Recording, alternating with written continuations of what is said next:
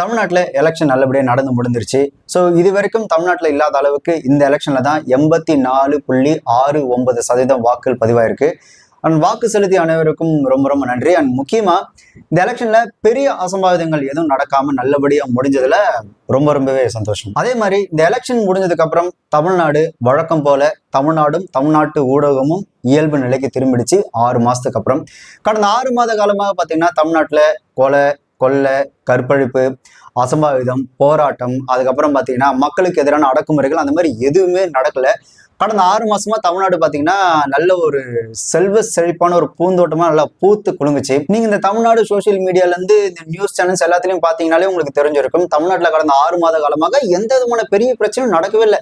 தமிழ்நாடு ஒரு சொர்க்க பூமியா இருந்தது. கடந்த 6 மாத காலமா தமிழ்நாட்டில் நடந்த ஒரே ஒரு பிரச்சனை எது அப்படின்னு பாத்தீங்கன்னா விஜய் மட்டும்தான்.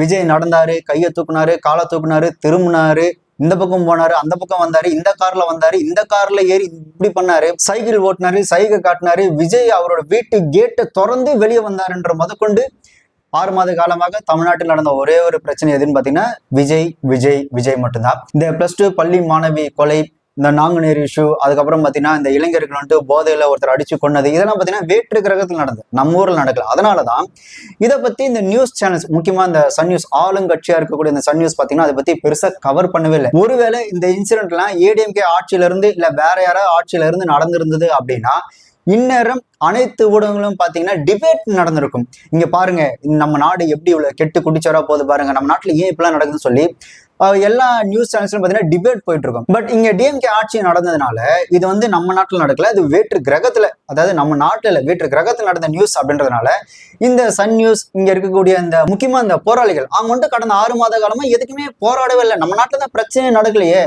இந்த சூர்யா சாரா இருக்கட்டும், அதுக்கப்புறம் இந்த சித்தார்த், இந்த நடிகர், ஒரு சில நடிகர் குரூப்லாம் இருப்பாங்களே, இந்த ஏடிஎம்கே ஆட்சியில தான் நடந்ததுன்னா அப்ப மட்டும் தமிழ்நாட்டு மக்களுக்கு ஆதரவாகவும் ஆளுங்கட்சிக்கு எதிராகவும் குரல் கொடுத்த எந்த நபருமே பாத்தீங்கன்னா இப்போ கடந்த 6 மாத காலமா காணும். ஏன்னா தமிழ்நாடு அவ்வளவு சொர்க்க பூமியா இருந்தது.